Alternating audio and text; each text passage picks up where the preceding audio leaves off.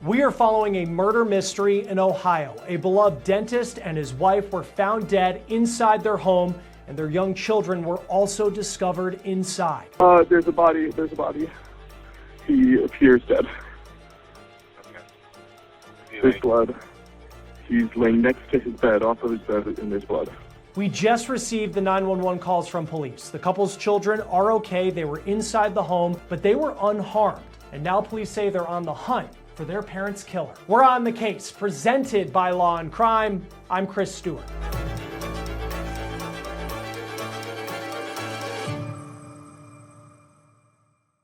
Hey guys, real quick before we start this episode of On the Case, one of the most watched shows on YouTube, I want to talk about our partner and sponsor, Morgan & Morgan, America's largest personal injury law firm. They have more than 1,000 attorneys, and they've recovered $25 billion for more than 500,000 clients. In the past few months, a client in Florida received $12 million when insurance offered just $350,000. In Pennsylvania, another client was awarded $26 million. 40 times the insurer's offer. Morgan & Morgan makes it easy to fight for what you deserve. You can even start a claim from your phone. So if you're injured, you can start a claim at forthepeople.com/OTC. You can also click the link below or scan the QR code on your screen. We are following a fast developing story right now out of Ohio. A husband and wife were found shot dead inside their home the day before New Year's Eve. This is video of that couple, Spencer and Monique Tepe. This is actually their wedding video. It was shot in 2021, and it appears they're on the steps of the home where they were just found dead on December 30th. So let's get into it. This is what we know at this point about what happened. Spencer and Monique lived in Columbus, Ohio. Spencer was a dentist in nearby Athens, Ohio. In his biography on his office's website, it says that he graduated from Ohio State in 2017 with his Doctor of Dental Surgery degree. And he was passionate about delivering the highest quality care and a comfortable experience while building meaningful relationships with his patients. And outside of work, he loved to golf, travel, and spend time with his family. Now, Spencer was married to Monique Tepe. The two of them had 2 children. We believe those kids are toddlers. And this couple was coming up on their 5-year wedding anniversary. They were married on January 30th, 2021 in Columbus. And this is their wedding video. It was shot by a family member who gave us permission to show some of it. And when you watch this video, it really just shows you how much this couple appeared to have been loved and how much they loved each other. So let's break down what police are telling us from the phone calls that came in on December 30th. Columbus Police, Tech 107. Yes, I would like to ask for a wellness check on an individual at their home. So police first received a call from Dr. Tepe's dental office, and that's because Spencer didn't show up for work. This individual, Spencer, works with me, and he did not show up to work this morning, and we cannot get a hold of him or his family. He didn't show up to work? Correct. Okay. Does he have medical problems or? No, and he's been reliable, and we cannot get in touch with him, his wife, his family, anybody that lives in that house.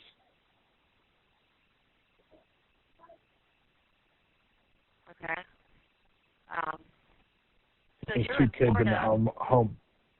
I'm in Florida. I own the business. I was informed by my employees that he was not at work, and he runs the office. That call was made around 9 o'clock in the morning. His boss says that he's on vacation in Florida, but he was receiving phone calls from their office because people didn't see Spencer show up, and they were very concerned about him. Have you guys received anything else, like calls about him or like a car accident or anything like that? No, sometimes people just don't show up to work. I mean, maybe he's sick, I don't know. So as much as the dispatcher says it is common for people just to not show up for work, maybe oversleep, maybe they're sick, Spencer's boss is really adamant that something could be wrong with Spencer because it's just something that he wouldn't do, not show up for work. I just know that he is he is always on time, and he would contact us if there was any issues whatsoever. And I just don't know how else to say this. We're very, very concerned because this is very out of character.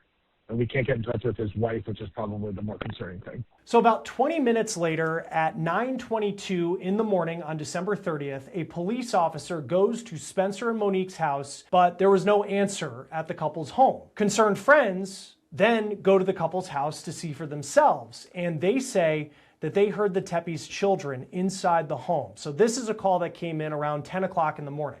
Okay, what's the emergency there? Police or medical?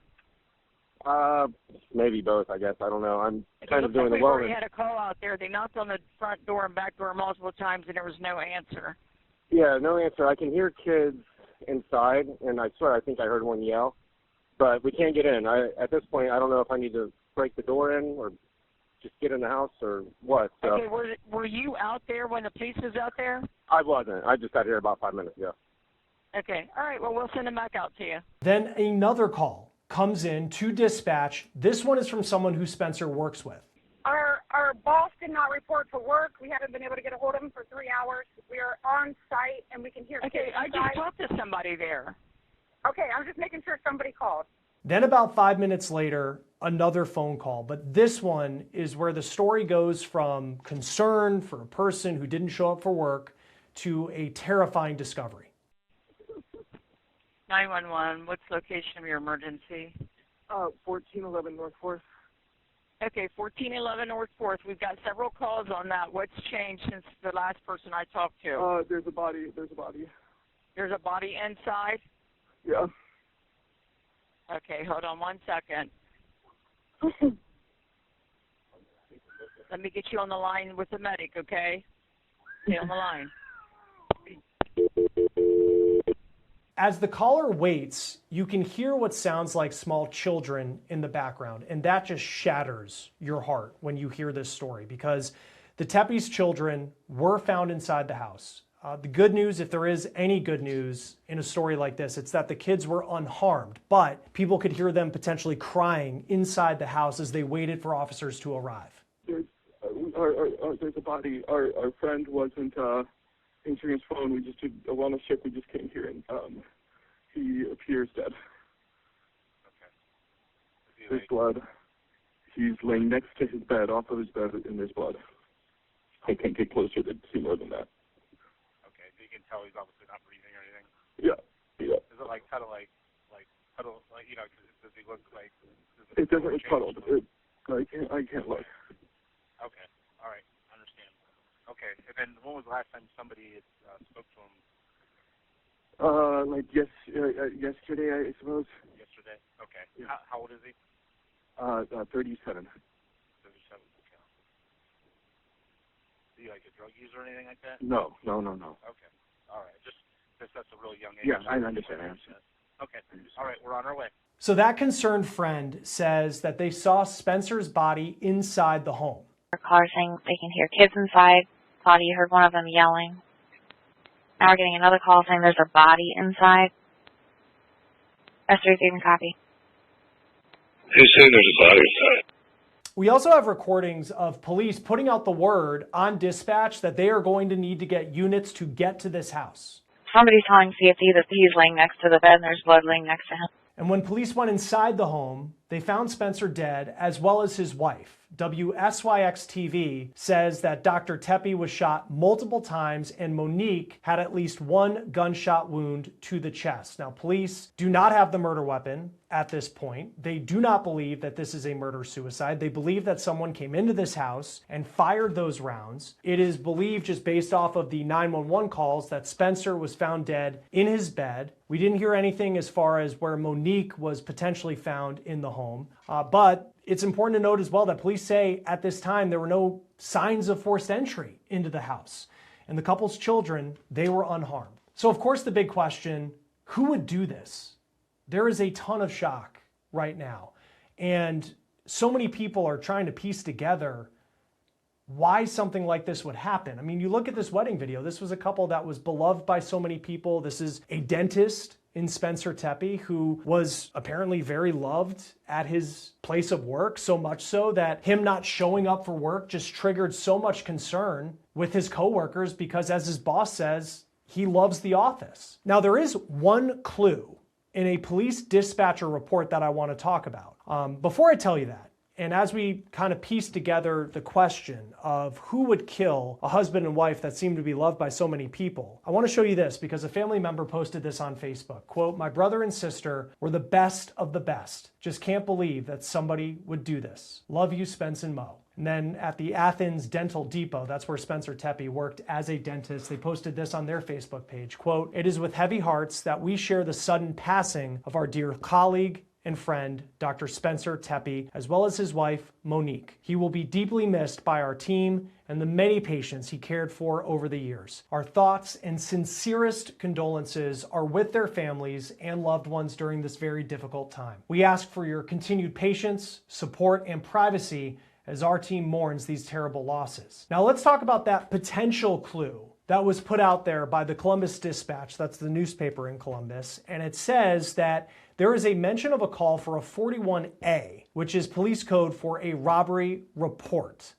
That was in a dispatcher report from the evening related to the address where the Tepes were found dead. Now, the newspaper says it hasn't received any further information from police on that potential clue at this point. But neighbors in this part of Columbus say that it is not an area that typically sees a lot of crime. And even those who didn't have relationships with the Tepes, they say that they seemed like a very normal family. Now, a couple other potential clues for law enforcement. When you look at video of the house, you can see that there's some kind of Ring doorbell on the door. So you got to ask yourself what police were able to get from that. But also the Columbus Dispatch says there is a police crime camera on a utility pole a few hundred feet away from the Tepes' home at the corner of 4th and East 8th Avenue in Columbus. The Tepes' house was on 4th Street. Now, the newspaper says that police, they have not said as of yet whether that crime camera caught anything or whether it was operational the day that the Tepes were killed. Join us now to talk more about this case unfolding in Ohio, retired NYPD Detective Tom Smith. It's always great to have you on Law and Crime. A lot of unanswered questions at this point. As a detective, what are some of the things that are sticking out to you right now in knowing that there's a lot that we don't know still? Yeah, it's a sad case, Chris, and you're right. These are heartbreaking. But when it comes to thinking like on the lines of the detectives who are working this, the no force entry is big. No murder weapon is found at the scene, which means, you know, whoever did this probably just took it. The difference in the shots with the victims is interesting too. Multiple shots into the male and then the report of one into the female. You know, that might mean something as well. A more aggressive takeout, if you call it, of the husband than the wife might be something to look into as well. The no forced entry part of it, because typically when we see that, I feel like from just stories that I've covered, it's like, oh, this was someone who knew them. And we don't know at this point anything related to police. But typically, when there's no forced entry, what does that tell you? Yeah, usually you can make somewhat of an assumption, which you never want to do in law enforcement, that, you know, they're known to the people. But that's where you get into the meat of this investigation. And when you run into a situation like this, Chris, where there's no really viable lead in this right now, you really need to do a deep dive into both victims, in where they were, what they were doing over the course of the last week or two, on top of, you know, as we always discuss, their social media backgrounds. Who are their friends? Who are they talking to? What discussions did they have with individuals within their circles, you know, of anything? Past relationships is obviously going to be something that's going to be looked into in this. So there's an array of leads and avenues that are going to be going down with this investigation in the days and weeks to come. You know, there was one report from the Columbus Dispatch that there was some sort of police code that was put into the call for it being a robbery. I have no idea whether that was just a dispatcher putting something down or what, you know, whether they're actually investigating that. But when there are robberies, you know, home invasions, you know, that no sign of forced entry part of it, I mean, what are some of the clues that you would see if it was something that was a robbery? Well, what the condition of the apartment was, yes, you have 2 dead bodies. I got that. But you need to look further into the apartment. And is anything gone through? Is anything ripped apart? Was a safe open? Was there a an area where things are hidden open, things like that. They need to go into their bank accounts and see if anything was withdrawn over the time frame of these murders. So, you know, those are all part of this entire investigation. You know, you never want to jump to a conclusion or an assumption when you have such a murder that everything is on the table. You know, a robbery, a vindictive retaliation for something. All of this is going to be looked at. Every detective understands that. You don't want to get caught in a corner of really thinking, well, I think this happened, where the complete opposite could have happened. So leaving an open mind when it comes to an investigation like this is going to be very important. We know just through that 911 call that Spencer, the dentist, he was found in the bedroom. It's unclear, Monique, his wife, where she was found. I mean, you know, you don't want to assume, you know, was it a case where they just could not see a second body and then they make that discovery when they come inside the home. But the fact that at least one of them was in the bedroom, what does that tell you, just as you're kind of putting this together? I would come up with the conclusion that whoever did this surprised them and maybe got into the house without them knowing, which again is part of this that has to be looked into. You know, if something happened at the front door, right at the entrance, you would assume there was some sort of confrontation that took place there. But being that they were in bed is kind of a big clue in my mind. They were relaxed, they were in their bedroom, you know, and not really thinking about someone in the house, something like that. So where the positioning of their bodies is going to be very important when it comes to this. And as always, Chris, like we've said so many times on your show and others, the police are not going to let everything out.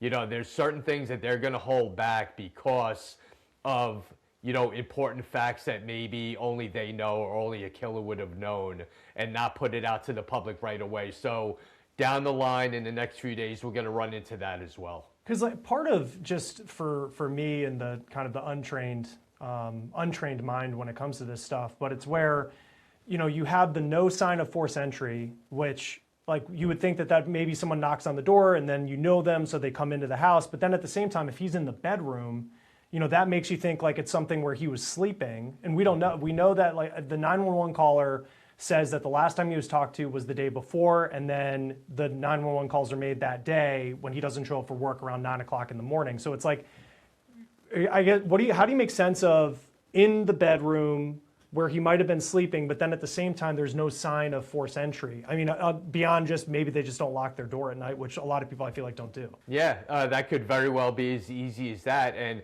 part of this is going to be the autopsies and kind of narrowing down a time of death. That's going to play a part in this as well. Did this happen in the middle of the night? Did this happen first thing in the morning? So all that's going to take place as well, on top of, you know, 2 unharmed children that were in the house too. That may play a very big role in this. As small as they are and as, you know, innocent as they are, these kids may provide big clues into what took place there. Any yelling, any screaming, any, you know, anything like that. So even as young as they may be, they may provide some really key information on this. When it comes to just the information going out from law enforcement at this point, you know, and this only happened a couple days ago on December 30th, but, you know, if you have, you know, truly a killer on the loose, someone who goes into this house, kills 2 people, and then runs away, you know, in some cases it's this, you know, big, and it is a big story in Columbus, but it's, you see the police officers out on the street and like there's this major community concern. Like, if there's not a lot of it, it seems somewhat targeted, the investigation at this point. If that's actually what's going on, I mean, does that tell you anything about how far along they are in the case? Like how you handle kind of the public information part of it? Because there's probably a lot of people in Columbus saying like, I want to know more information, especially if I live in this neighborhood, if someone just walked into a house and did this. Yeah, absolutely. That's a big telltale sign of how the police are handling this. If they're really, you know, looking at one piece of information, they might have gotten a tip already. They might have some information, some maybe DNA, something along the lines that they're just not going to put out there yet. Is going to be very interesting to this. The other thing is, if you look at the videos that were taken on the local news, they do have a Ring camera on their door. So can they access that on top of all the other cameras in that area? You know it just as well as I do, Chris. Technology today plays a huge role in law enforcement in solving crimes. You know where it happened, so you have a starting point to any video information and video intel that you want to gather. And then you're just going to expand it from there, going in every direction from that house you can to see if there's any similarities in other things around the streets. Yeah, and this is I think a lot of people, I mean, I know for myself, you watch this story, they seem like two very nice people. You know, he's this dentist that's beloved. And, you know, the fear for so many folks is like there's just that random intruder that shows up one night and shoots you in your sleep. But like, how common is it that in cases like this, it's just completely random that someone would show up, go into a house and do something like this? Listen, you know, we can look back on history in you know, serial crimes, and it does happen. You know, the famous, infamous serial killers around, you know, the history of this country do perform and have acts of violence like that. But it's not often, it's not the majority. You know, so you're still looking at a targeted crime, I think, into these two individuals, which I think is going to be more of a focus that the police are going to run with than the random act. When it comes to the two children, it's believed that they're toddlers. And it's just, what a horrific part of that story. I mean, even listening to the 911 call and just the concern that there are these two kids inside the house and you don't know what they saw, if they were asleep or anything like that. What does that tell you about whoever did this, that those two kids were unharmed? And maybe they, you know, I will say also, like maybe they were in the rooms and whoever did it didn't know that the kids were in the house. But if they did and didn't harm them, but then would kill two people, what does that tell you about them? Well, it just goes back to what I said before about a targeted act of violence. You know, they were there specifically for either both of them or one of them, and then the other one was there, so not to be cold, but why not? You know, you get into that kind of way of thinking of a possible witness. I'm going to go to the extent of maybe not knowing the children were there, you know, because of not harming them. Thank God that is what happened. No, very, very much so. You know, and in this case as well, you know, I think originally when the headline came out, you might have thought maybe murder-suicide, because sadly those are the types of things that we see. They don't have a murder weapon, and then there were clearly, you know, according to police, some multiple gunshot wounds. But what are some of the things, I guess, early on when you go into a house like this, you see this terrible discovery, the evidence that you're gathering, that will be key? Because obviously there's the relationship part of it, there's, you know, cell phone data, who knows who his patients were at the dental office, and if there was some sort of dispute there, I don't know. But in terms of like the forensic data that you need to grab, what are some of the important things that you have to get inside that house? Yeah, there's a lot that's going to be gathered inside that house. And the good part about this from an investigative standpoint, it's an interior crime scene. So basically to preserve it, all you're doing is closing the front door, which is good for investigators because everything's there. It's not getting wet. It's not in the snow. It's not getting blown away. It's all in a house. So the gathering of that information, that evidence is going to be much easier than if it was outside somewhere. So you're going to look for any DNA evidence, any fingerprints, any footprints, anything that could lead to something, the shredding of, you know, a piece of clothing, anything to do with an evidentiary gathering is going to be taken into account. And they're going to take their time in this. They're going to go throughout that entire house and scour it and grit it and everything they do when it comes to evidence gathering inside a crime scene. What are the conversations like with, because clearly this was a couple just based off of his work calling multiple times, saying, please send someone to this house. He was beloved there. Seems like it was a couple that was very beloved by family and by friends. So there's a lot of people that knew them and I'm sure interacted with them on a daily basis. Like, how do you figure out exactly who you are going to talk to and just trying to put together who they were, but then also who potentially could be a suspect? Yeah, like me, I would start with their inner circle, their closest friends, who they dealt with all the time, who they hung out with, whose house they visited, and who they trusted the most. You know, everyone has that best friend or a group of friends that they're tight with. That's where you would start to see if anything odd was going on in their relationships. Did anyone reach out to either one of them? Any stalking issues? Anything to do with former relationships that were going on. You know, I guarantee those conversations, if it was a concern of either one of these victims, they were going to voice that to a friend or a relative. And that's where you start. And then you just start kind of going outward from there, from close friends to, you know, work colleagues to associates, you know, and then you just kind of keep expanding it from there. But I would definitely start in that inner circle of friends and family. I'm not this is kind of a random question. I'm not a gun owner myself, but if you don't have a murder weapon, but say, you know, always in the movie, there's like the shell casings on the ground. Like what type of, I guess from a gun, if you don't have the weapon itself, like what evidence, like maybe a shell casing, gunpowder residue, what can be on the scene that could maybe help get yourself in the direction of finding that weapon, or at least knowing the type of weapon that was used? Well, the gathering of the shells, if they were on the ground, if they were left at the scene, you're going to pick them up because there could be DNA evidence on there, because in order to load that weapon, you're pushing down on that shell casing to either put it into a chamber or put it into a magazine. So the possibility of any DNA evidence, like a fingerprint, could be on those shell casings.